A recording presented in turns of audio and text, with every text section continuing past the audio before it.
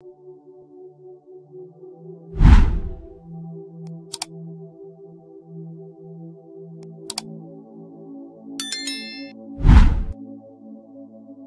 chamado do silêncio interno.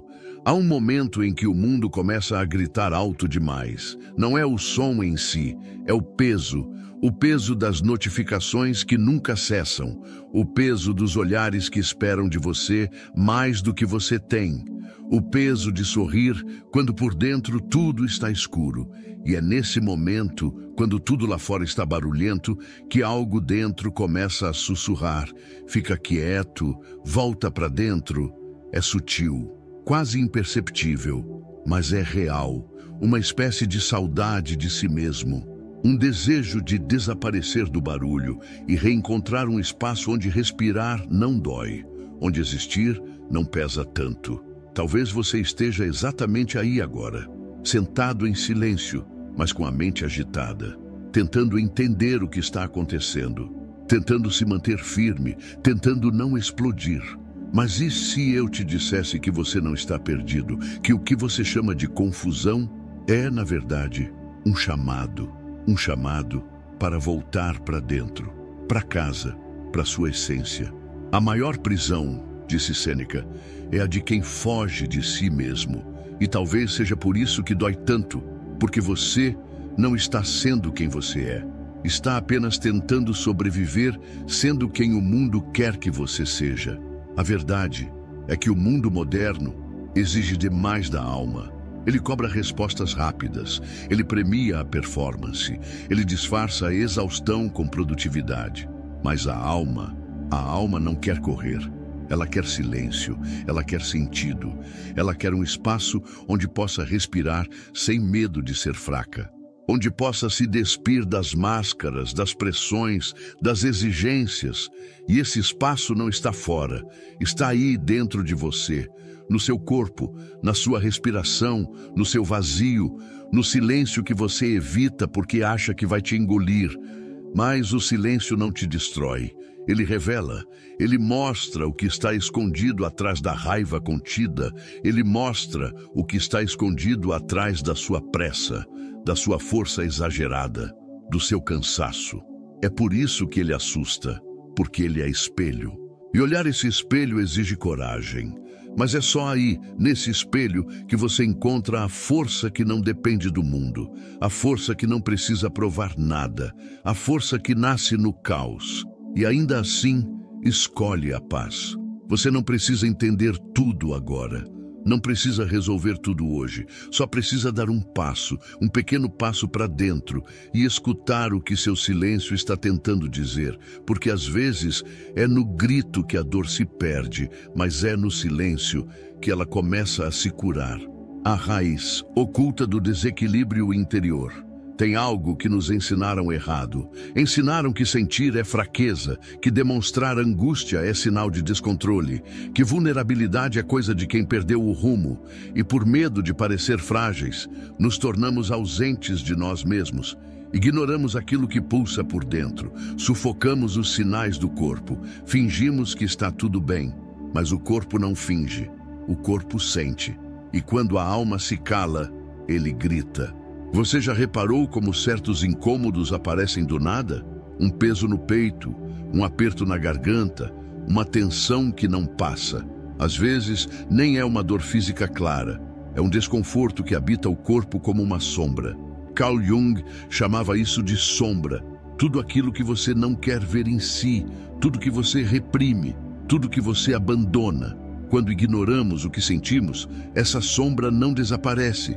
Ela age nas entrelinhas, ela dirige nossas reações, ela nos sabota em silêncio. Ela veste nossas decisões com uma raiva que não entendemos, uma tristeza que não sabemos nomear. Os antigos estoicos compreendiam isso de forma prática e silenciosa. Eles falavam do retorno ao eixo, não como um conceito abstrato, mas como um gesto diário, uma respiração consciente, um olhar para dentro. Uma pausa no meio do caos para dizer a si mesmo, eu estou aqui, porque eles sabiam que o maior desequilíbrio não vem de fora, vem de viver por fora demais, vem de esquecer de si. Vem de não escutar o que está doendo, e o corpo não mente. Ele sempre mostra o que a mente tenta esconder. Um estômago que se fecha toda vez que você precisa se impor. Um coração acelerado toda vez que precisa dizer não. Ombros tensos, carregando culpas antigas. Mandíbula cerrada como quem segura um choro engasgado há anos. A bioenergética diz que o corpo é o espelho da mente, mas os estoicos sabiam disso muito antes. Eles apenas chamavam de presença, chamavam de consciência. O desequilíbrio não nasce da dor, nasce da recusa em senti-la. A paz não vem da fuga, vem do encontro, vem do momento exato em que você para de lutar contra o que sente e começa a escutar. Porque tudo aquilo que você não escuta, volta. Mas tudo o que você escuta com verdade, começa a se transformar. A ilusão da força emocional, quando reprimir, é desabar. Há uma ideia silenciosa que aprisiona muita gente, a de que segurar tudo é sinônimo de força. Que ser forte é não chorar, não vacilar, não demonstrar, mas o que essa ideia constrói não é força, é tensão, é rigidez, é um muro onde o coração deveria respirar, porque reprimir não é se proteger, é se afastar de si mesmo até não saber mais onde começa a sua verdade e onde termina o personagem que você criou para sobreviver. E isso tem um preço invisível, mas devastador. Quanto mais você guarda, mais você se desconecta. Quanto mais você finge que está tudo bem, mais longe você fica do que realmente importa.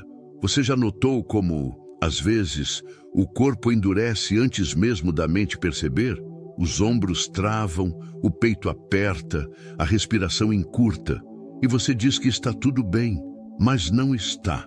É o seu corpo tentando avisar que algo precisa sair, que algo precisa ser escutado, que algo precisa ser sentido. Epicteto, em sua sabedoria crua, teria dito: o problema não está no que sentimos. Está em como reagimos ao que sentimos. E é aí que mora a diferença entre repressão e autocontrole. Reprimir é empurrar para baixo. É colocar uma pedra em cima da emoção e fingir que ela sumiu. Autocontrole não. Autocontrole é presença. É olhar para a emoção de frente e dizer: eu vejo você, mas não vou me perder em você. É um gesto de amor, não de negação. E isso é praticável. Isso pode ser cultivado em pequenos rituais diários, como uma respiração profunda antes de responder no impulso. Inspirar, sentir, soltar.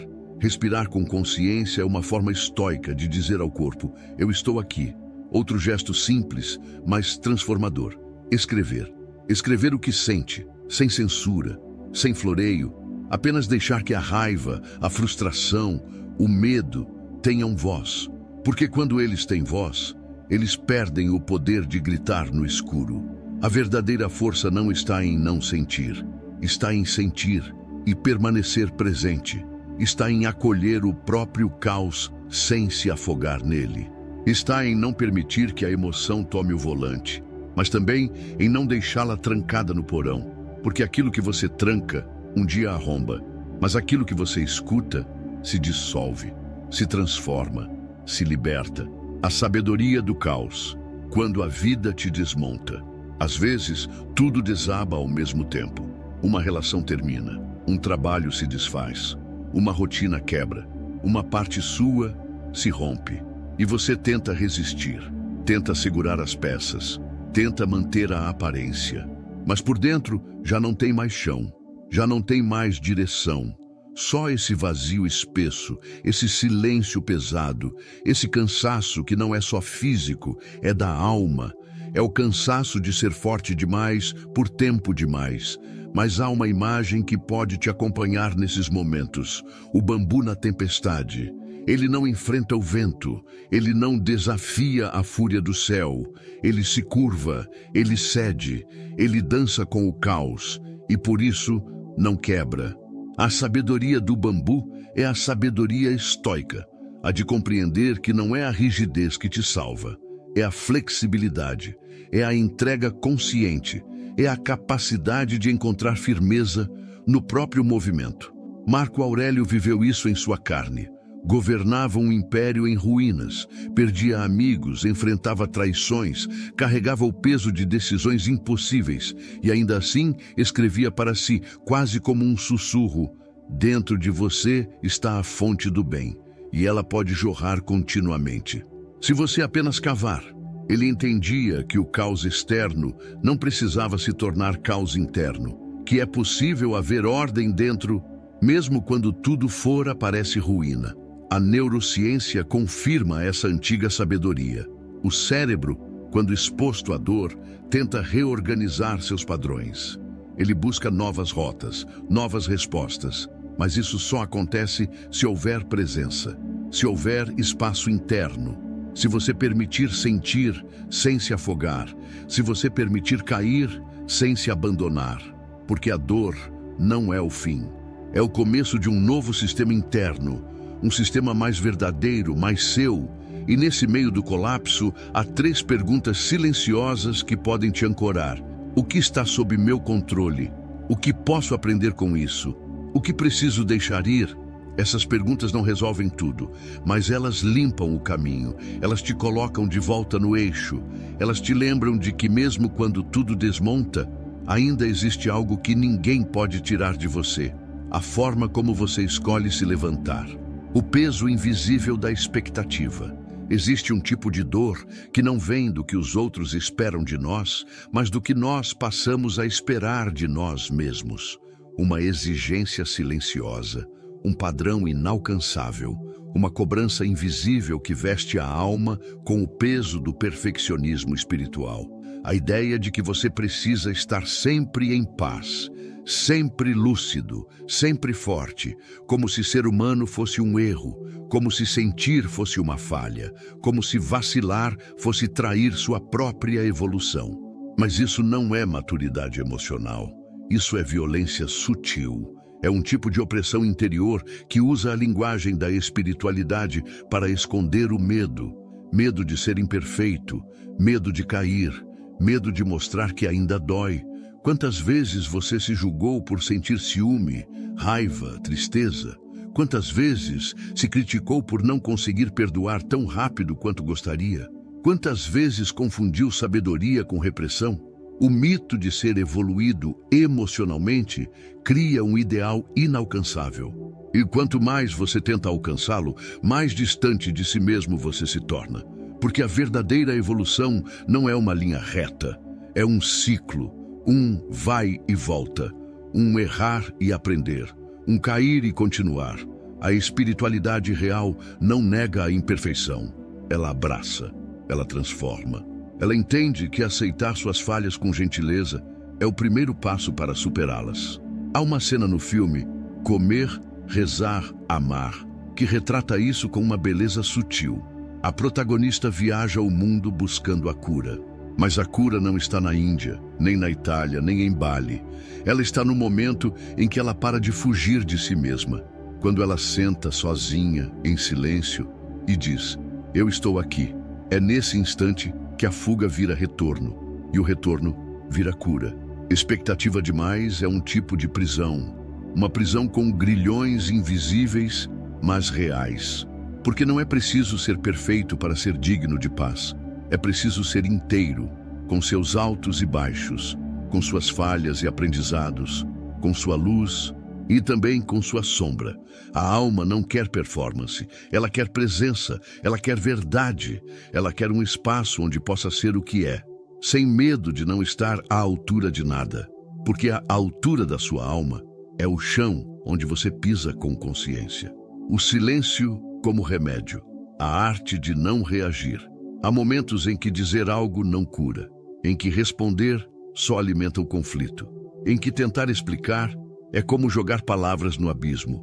E é nesse espaço, nesse limbo entre o impulso e a consciência, que mora uma das maiores virtudes do espírito, o silêncio. Não o silêncio do medo, mas o silêncio que nasce da sabedoria. O silêncio de quem já entendeu que nem tudo merece resposta. Nem toda provocação merece atenção, nem toda dor precisa ser contada. Sêneca escreveu: Nada é mais forte do que a serenidade diante da injustiça, porque a verdadeira força não grita, ela permanece, ela observa, ela respira fundo antes de reagir. Ela escolhe o momento certo de falar e muitas vezes escolhe não falar, porque compreende que há guerras que se vencem com o recuo, que há dignidade no silêncio, que há poder em não ser levado pelo turbilhão dos outros. A ciência confirma o que os antigos já sabiam. O silêncio emocional tem um efeito profundo sobre a mente. Quando você resiste ao impulso de reagir, dá tempo para a amígdala cerebral desacelerar. Você interrompe o ciclo automático da raiva, do medo, da impulsividade. Você cria um espaço entre o estímulo e a resposta, e nesse espaço mora a sua liberdade. A liberdade de não repetir os mesmos padrões. A liberdade de escolher a paz, mesmo quando tudo ao redor chama para a guerra. Mas o silêncio não é apenas ausência de palavras, é também escuta. Escutar o que acontece dentro de você. Escutar o corpo, o coração, a respiração. Por isso, os estoicos praticavam o autoexame. Eles se retiravam para dentro todos os dias, mesmo que por breves minutos. E nesse recolhimento eles se viam, sem máscaras, sem desculpas, sem ruído. 5 minutos é o que basta para iniciar. 5 minutos de escuta silenciosa, de olhos fechados, de atenção ao que o corpo diz, aos pensamentos que surgem, às emoções que emergem sem censura. Isso é o escaneamento estoico, não para julgar, não para resolver, mas para acolher, para lembrar que o silêncio não é ausência, é presença. É no silêncio que a alma se alinha, que o caos se reorganiza, que a força interior volta a ocupar o seu lugar. O retorno à rotina como salvação. Quando tudo parece fora do lugar, o simples pode se tornar sagrado. Um copo de água ao acordar, uma respiração consciente antes de sair da cama, um instante de gratidão antes de abrir o celular. A rotina, quando feita com presença, não é prisão, é abrigo, é onde o caos se aquieta e a alma volta a se organizar, é onde a vida recupera sentido, mesmo quando nada faz sentido. Os estoicos sabiam que a estabilidade não vem de fora, ela é cultivada dentro, em pequenos gestos, repetidos com intenção. Para eles, o dia começava com uma pergunta silenciosa: quem eu escolho ser hoje? Essa auto-observação matinal não era um hábito mecânico. Era um lembrete, um retorno ao centro, um gesto de escolha, porque não importa o que o mundo exige, o que importa é como você escolhe existir no meio da exigência. Ao longo do dia, havia espaço para a gratidão concreta. Não a gratidão superficial, mas o reconhecimento verdadeiro de algo que nutre, que sustenta. Pode ser uma refeição simples, uma conversa leve, um momento de respiro. Essa prática não era um ritual de otimismo, mas de presença. Era um modo de olhar para a vida sem a pressa de quem quer chegar. Era um modo de dizer: eu vejo o que tenho, e isso já me basta por hoje. E à noite vinha o momento da reflexão. Marco Aurélio escrevia para si, como quem devolve à alma o direito de se ouvir. Notava os erros, os acertos, os pensamentos soltos, mas fazia isso sem dureza, sem cobrança, com auto-perdão, com compaixão, porque sabia que nenhum dia precisa ser perfeito para ser digno. Ele compreendia que a disciplina estoica não é rigidez, é âncora, é uma forma de se manter inteiro quando tudo tenta te partir. A rotina, quando vivida com alma, se transforma em refúgio. Ela não sufoca, ela sustenta, ela não limita, ela organiza. E quando você volta a ela, mesmo após um dia difícil, mesmo após uma queda, você está, na verdade, voltando para si, para o seu eixo, para o seu lugar silencioso de reconstrução. Porque às vezes o que te salva não é o extraordinário, é o simples, o repetido, o consciente, o pequeno gesto diário que diz, sem dizer: eu ainda estou aqui. O vazio e a procrastinação como sinais de autodesconexão. Nem todo vazio é ausência. Às vezes, o vazio é excesso. Excesso de vozes que não são suas. Excesso de metas que não te pertencem. Excesso de tarefas que preenchem o dia, mas não preenchem a alma. E quando esse excesso se acumula, nasce um silêncio pesado, um cansaço que não é sono, uma desmotivação que não é preguiça. É como se algo dentro de você tivesse ido embora e tudo ao redor perdesse o sentido. A procrastinação costuma chegar depois disso, disfarçada de distração, de falta de foco, de preguiça. Mas, na verdade, ela é um pedido silencioso de reencontro. É o corpo dizendo: eu não aguento mais viver no automático. É a mente pedindo sentido. É a alma pedindo presença. Procrastinar nem sempre é desorganização. Às vezes é defesa. Um grito abafado de quem está se sentindo distante de si mesmo. Carl Jung dizia: a alma se cansa quando você nega seu chamado. E talvez seja isso que esteja acontecendo. Você tem se negado, tem ignorado os sinais, tem fingido que está tudo bem enquanto o vazio cresce por dentro. Porque cumprir tarefas sem propósito é como andar sem direção. Você chega, mas chega vazio, chega cansado, chega sem você. Os estoicos viam a ação como uma extensão da alma. Não era sobre fazer por fazer, era sobre fazer com intenção. Fazer com consciência. Por isso, cada tarefa, por menor que fosse, era uma oportunidade de expressar um valor, de afirmar uma escolha, de viver com presença, de tornar o ordinário um gesto sagrado. E quando a alma está cansada, dividir as tarefas por propósito e não por urgência pode ser um recomeço silencioso. Hoje eu limpo a casa como quem limpa a mente. Hoje eu escrevo um e-mail como quem constrói paz. Hoje eu lavo a louça como quem volta para o corpo. Porque não é o que você faz, é o como, é o com quanto de você está ali. É a reconexão com o que você faz e com quem você é. Porque a vida não está no que você adia, está no que você habita. E só habita quem retorna, só retorna quem escuta, só escuta quem silencia. Construindo a calma imbatível. Quando tudo ao redor se move rápido demais, o mais revolucionário é parar. Quando o mundo grita por reação, o mais corajoso é silenciar. E quando tudo parece ruir, há uma força que não depende de defesas. A calma imbatível. Não é uma calma que nega a dor. É uma calma que atravessa, que sente, mas não se dissolve, que chora, mas não perde o centro, que olha o caos e ainda assim permanece. Essa calma não nasce de fórmulas. Ela é construída no detalhe, na respiração consciente, no gesto desacelerado, no silêncio que se cultiva entre um pensamento e outro. É uma construção diária, quase invisível, que vai reforçando a presença. Porque presença é isso, estar inteiro mesmo quando tudo parece partido. Ser firme sem ser rígido. Ser leve sem ser superficial.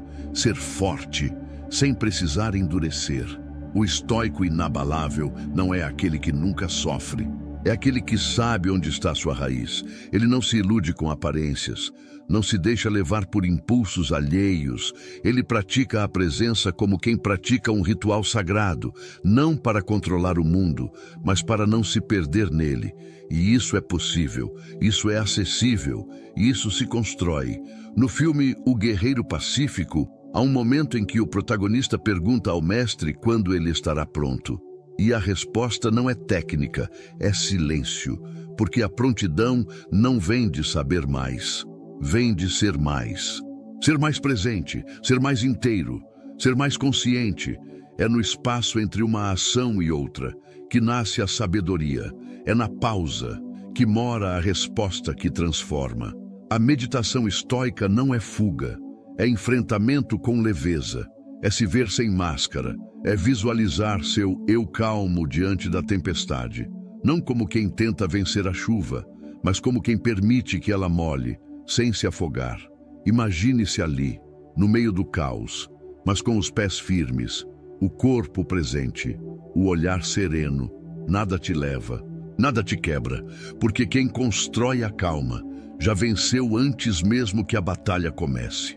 a revelação que o silêncio traz. Nem toda cura faz barulho. Às vezes, o que te salva chega quieto, chega no fim do dia, quando tudo já foi tentado, quando não há mais forças para lutar contra o que é, quando o orgulho se cala e a alma, enfim, escuta. É nesse instante de rendição silenciosa que algo muda.